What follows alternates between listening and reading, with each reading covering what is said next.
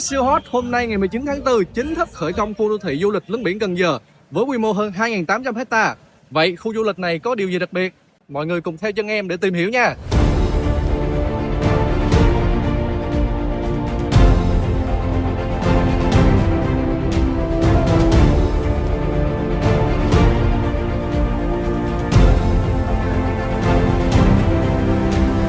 Và ngay em đây là hiện trạng thực tế của dự án.